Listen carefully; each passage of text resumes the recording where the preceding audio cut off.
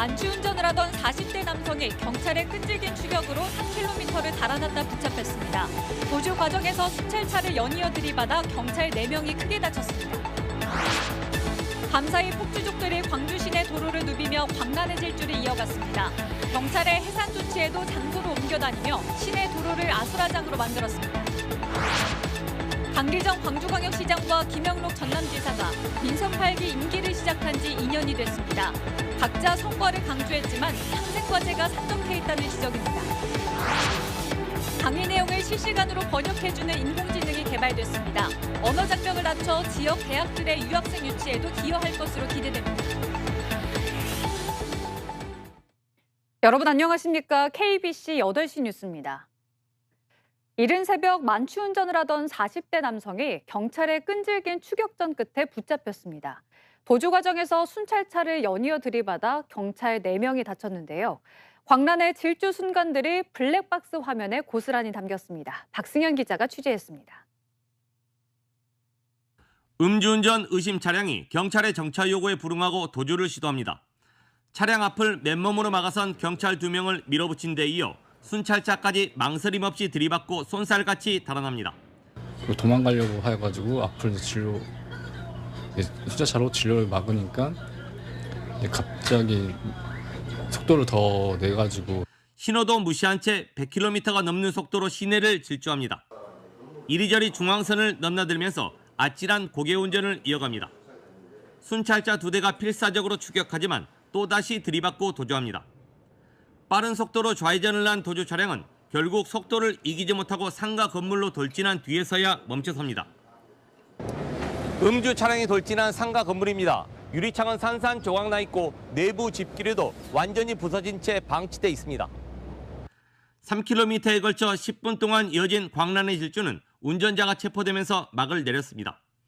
40대 남성인 운전자는 음주 측정 결과 혈중 알코올 농도 면허 취소 수준이었습니다. 추격 과정에서 경찰 4명이 어깨와 허리를 크게 다쳤습니다. 많은 사람이 다칠 수 있었던 그런 사건이었기 때문에 조기에 검거하고자 경찰관들이 최선을 다했던 그런 사건입니다. 경찰은 음주운전과 특수공무집행 방해 치상 혐의로 운전자를 구속했습니다. KBC 박승현입니다. 오늘 새벽 광주 도심 곳곳에서는 폭주족들의 질주도 이어졌습니다.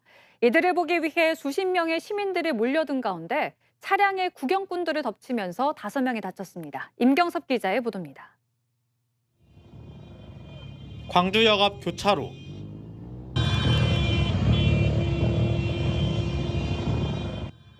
오토바이 한 대가 굉음을 내며 뿌연 연기를 내뿜습니다. 경찰차 앞을 유유히 지나가고 주변 차량들은 한참을 기다렸다 움직입니다. 오늘 새벽 광주 도심에서는 오토바이 10여 대가 난폭운전을 일삼았습니다. 이들은 광주역과 수안지구, 광천동으로 옮겨다니며 고개운전을 이어갔습니다. 중앙선을 넘어 갈지자로 위험운전을 하고 역주행도 벌였습니다. 많은 시민들은 가던 길을 멈추고 이들을 지켜봤습니다. 폭주적이 떠나고 불과 7분이 지난 새벽 3시쯤 광천 사거리에서는 승용차가 구경꾼들을 덮치기도 했습니다. SUV를 들이받은 승용차는 그대로 달려 이곳 화단으로 돌진했습니다. 많은 시민이 몰려있던 현장은 곧 아수라장이 됐습니다. 10대 보행자 2명이 다리를 크게 다쳤고 다른 보행자 1명과 운전자 2명도 병원으로 옮겨지는 등 5명이 크고 작은 부상을 입었습니다.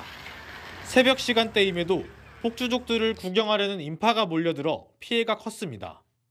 바로 옆에 있어가지고 전차가 이렇게 지나왔어요. 집으로 들어가려고 그랬는데 이제 여기서 폭주를 하고 있어가지고 이거를 잠깐 구경하자 해가지고 여기 서가지고 이제 3명이서 구경을 하고 있었어요. 경찰은 3.1절이나 광복절처럼 폭주족이 예상되는 국가기념일이 아니었던 만큼 예방이나 대응이 어려웠다고 해명했습니다. 또 자칫 큰 사고로 이어질 수 있어 난폭 운전자들을 해산하는 데 중점을 뒀다고 설명했습니다. 경찰은 신호 위반으로 사고가 난 것으로 보고 정확한 경위를 조사하는 한편 난폭 운전을 한 오토바이 운전자들을 추적 중입니다. KBC 임경섭입니다. 경기도 화성 배터리 공장 화재 사고와 관련해 광주 지역 배터리 생산 업체 등에 대한 긴급 점검이 실시됩니다.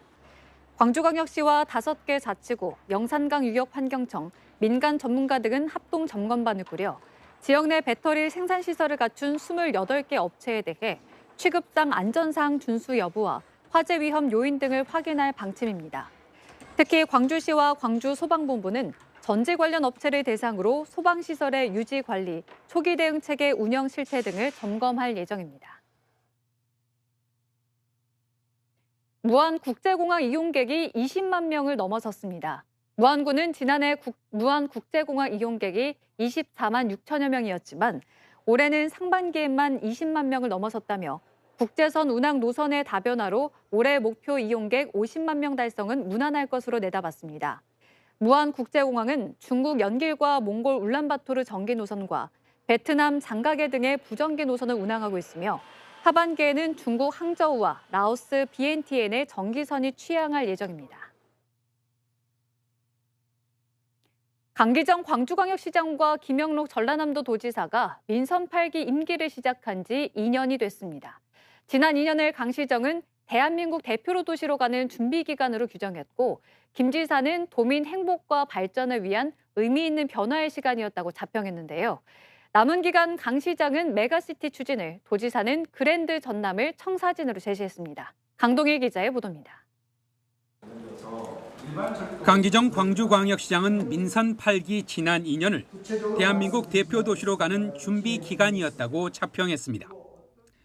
강 시장은 광주의 100만 평 미래차 국가산단을 14년 만에 유치했고 미래차 소재와 부품 장비 특화단지를 조성해 산업의 그릇을 키운 것을 최대 성과로 꼽았습니다.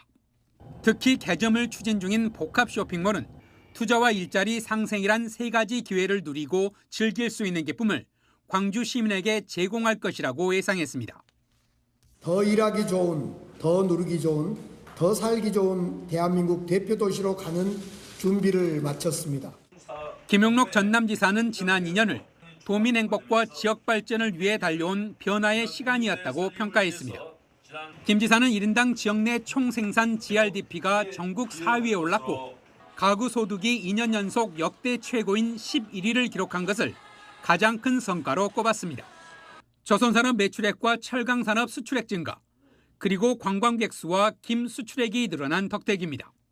특히 기회발전 특구에 전남이 전국 최다인 3개 지구가 지정돼 해상 풍력과 2차 전지, 문화 콘텐츠 등 미래 산업이 도약할 수 있게 됐습니다.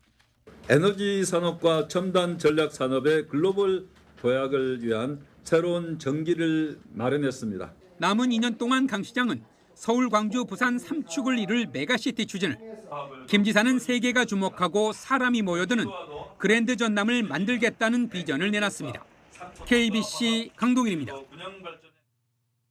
하지만 민선 8기 광주와 전남은 남은 2년 동안 함께 풀어야 할 과제도 만만치 않습니다. 특히 무안의 반대에 부딪히고 있는 공항 통합 이전 문제와 지방 소멸 위기를 함께 극복하는 문제가 관건이 될 전망입니다. 이어서 정경원 기자입니다. 다음 달 광주 민간공항과 군공항 통합 이전에 대한 광주 전남 무안의 3자 회동을 앞두고 있지만 빈손 회동으로 끝날 수 있다는 우려가 여전합니다. 김산 무안 군수가 군공항 이전에 대해 계속해서 반대 입장을 드러내고 있기 때문입니다. 강기정 광주시장은 공항 이전 문제에 대해 광주 전남의 관문을 여는 관점에서 접근해야 한다고 강조했습니다. 무안과 전남의 다양한 요구와 우려에 대해서는 적극적으로 응하겠다는 입장입니다. 김영록 전남지사는 광주와 무안의 중재자 역할에 방점을 찍었습니다. 광주시가 해야 될 문제지만은 그러나 전라남도가 적극 나서지 않으면은 안 되겠다는 그런 생각으로 도지사가 또 우리 도민들이 앞장서서 이렇게 뛰고 있고. 수도권 1극 체제와 지방 소멸에 대해선 문제의식을 함께했습니다. 다만 해법에선 차이를 보였습니다. 김 지사는 전남 특별자치도를 출범시키겠다고 밝혔습니다.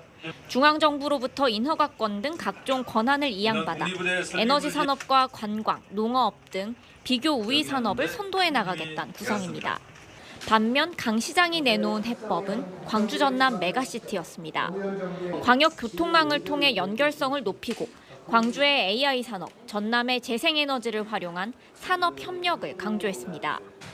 교통과 산업의 측면, 산업 측면에서는 아리백 경제 구축을 하는 이런 것이기 때문에 전남에서 이야기하는 특별자치도하고는 전혀 충돌되지 않는다고 생각합니다. 지역의 당면한 현안 과제 해결을 위해 두 단체장의 남은 임기 2년 동안 시도가 지혜를 모을 수 있을지 주목됩니다. KBC 정경원입니다. 광주 광천권역 교통대책에서 복합쇼핑몰 두 곳을 지나는 지하철 신설은 사실상 무산된 것으로 보입니다. 강기정 광주시장은 오늘 취임 2년 기자회견에서 광천권역 교통대책의 원칙으로 미래세대의 부담 경감과 이용자 접근성 제고, 그리고 교통수단 다양화를 제시하고 원칙에 입각해 다음 달 중 광천권역 교통대책을 발표하겠다고 밝혔습니다. 현재 광주시 내부에서는 광천권역 교통대책으로 지하철과 BRT, 트램 등이 논의되고 있는 가운데 강 시장이 이 같은 원칙을 밝히면서 사업비가 6천억 원이 넘는 지하철 신설은 사실상 물 건너갔다는 분석이 나오고 있습니다. 목포를 생각하는 사람들의 모임인 목사포와 국도 1호선 포럼이 정부의 국립목포대학교 의과대학 설립 청원서를 공식 제출했습니다. 수도권에서 활동하고 있는 목사포와 국도 1호선 포럼은 청원서에서 국립목포대학교 의과대학 설립은 의료 인프라가 전국 최저 수준에 머물러 있는 전남 지역의 보건의료 복지 향상을 위해 시급한 조치라고 밝혔습니다. 특히 전남은 중증 응급환자 사망률이 전국에서 가장 높다며 지역 간 균형 발전을 위해서라도 광역지자체의 최소 1개 이상의 의과대학은 반드시 필요하다고 강조했습니다. 실시간으로 강의를 번역해주는 인공지능이 개발되면서 이제 언어 걱정이 덜어지겠습니다. 특히 학령 인구 감소로 대학들이 유학생을 끌어모으기 위해 사활을 걸고 있는 가운데 언어 장벽 해소가 외국인 유치에도 도움이 될 것으로 보입니다. 고영민 기자의 보도입니다. 세미나가 한창 진행 중인 광주과학기술원 강의실. 교수가 한국어로 강의하는 속속 영어와 베트남어로 자막이 달립니다. 미리 번역한 자료가 아닌 AI가 말하는 즉시 번역해 자막을 적는 겁니다. 지난 2월 지스트 연구진이 개발한 AI 음성인식 자동 번역 시스템으로 음성을 1초 단위로 끊어내 실시간 번역합니다. 그래서 말이 끝남과 거의 동시에 1초 이내에 이제 영어나 중국어, 베트남어가 완성돼서 보여준다. 이렇게 보실 수 있고요. 구글이나 네이버의 경우는 말이 다 끝난 다음에 인식을 하든지 번역을 하기 때문에 저희 거보다 훨씬 느리다. 강의 자료와 전공 용어 등 축적한 데이터를 기반으로 음성을 인식하고 곧바로 화면에 송출하면서 답답함 없이 수업을 들을 수 있습니다. 영어와 일본어, 중국어뿐 아니라 베트남어까지 번역하면서 외국인 유학생들의 강의 이해도도 올라갑니다. I can catch the presentation well by reading the words on the screen. 물론 아직까지 번역에 오류가 발생하고 쌍방향 번역이 불가능해 상호작용에는 한계가 있습니다. 하지만 강의와 기조연설 등에서 활용 가능한 만큼 지역대학과 기업체 등에서 도입에 관심을 보이는 것으로 알려졌습니다. 뿐만 아니라 뮤지컬과 종교 설교 등 실시간 번역이 필요한 각 분야의 AI 음성인식 번역 시스템의 사용이 확대될 것으로 기대됩니다. KBC 고영민입니다. 6.25 한국전쟁 당시 전남 영광과 화순에서 군경으로부터 학살당한 희생자 유족들에게 국가 배상 판결이 내려졌습니다. 광주지법 민사 5단독은 1950년 12월 영광군 신월리 신흥마을에서 군경에 의해 희생당한 A씨의 유족 2명에게 국가가 1억 3,800여만 원을 배상하라고 판결했습니다. 광주지법 민사 11단독도 1950년 화순 동북국민학교 교사로 근무하다 인민군 점령기에 아이들을 지도했다는 이유로 총살당한 교사 B씨의 유족 15명에게 1억 2천여만 원의 국가배상 판결을 내렸습니다. 재판장들은 공무원에 위법한 직무집행으로 양민학살 피해자 유족들이 정신적 고통을 겪었다며 국가의 손해배상 책임을 인정했습니다. 일제강점기 강제징용돼 옛 일본 광업의 광산에서 고초를 겪은 피해자들의 유족이 일본 기업을 상대로 낸 손해배상 소송에서 패소했습니다. 광주지법 민사 8단독은 오늘 옛 일본 광업에 강제징용돼 노역한 A씨와 B씨의 유족들이 일본 기업 JX 금속을 상대로 제기한 손해배상 소송에서 원고들의 청구를 기각했습니다. 원고들은 일제 강제동원 피해 진상규명위원회 조사 보고서를 통해 옛 일본 광업에서 강제 노역한 사실이 입증됐는데도 기각 판결이 나왔다며 항소하겠다고 밝혔습니다. 5.18 민주화운동 진상규명조사위원회가 4년 6개월간의 활동을 마치면서 5월 영령에 참배했습니다. 5.18 진상규명조사위원회 위원과 직원 10여 명은 종합보고서 공식 발표 다음 날인 오늘 오후 국립 5.18 민주묘지를 참배하고 민주주의를 위한 5월 영령의 희생을 되새겼습니다. 위원회는 안매장과 행방불명자 등 미해결 과제에 대해서는 정권과 상관없이 조사해 실체를 밝혀야 한다고 강조했습니다. 완도군이 이탈리아에서 열린 국제 슬로시티 연맹 시장총회에 참석해 완도의 해양치유 산업 등을 홍보했습니다. 신우철 완도군수는 국제 슬로시티 연맹 33개국 297개 도시에서 500여 명이 참석한 총회에서 프레젠테이션을 갖고 한국의 청정바다 수도 완도의 자연환경과 해양치유 산업 등을 알리는 기회를 가졌습니다. 한편 완도는 내년 국제 슬로시티 연맹 시장총회 개최지입니다. 기업 회생 절차에 들어간 서광주 청년재활요양병원이 폐업 수순을 밟기 위해 입원 환자들을 전원 조치했습니다. 광주 서구청은 폐업 의사를 밝힌 서광주 청년재활요양병원이 오늘부터 환자 336명을 다른 요양병원으로 옮기는 것으로 확인했다고 밝혔습니다. 서구청은 폐업 신고를 받는 대로 환자 전원 현황과 의약품 처리 계획 등을 확인한 뒤 폐업 승인 여부를 정할 계획입니다. 수산자원 회복을 위한 종자 방류 사업이 지속적으로 이루어지고 있습니다. 목포 수협 임직원과 조합원 100여 명은 오늘 목포 북항 오부두에서 감성돔 치어 10만여 마리를 방류하고 종자 방류 효과와 어족자원 조성의 중요성을 알렸습니다.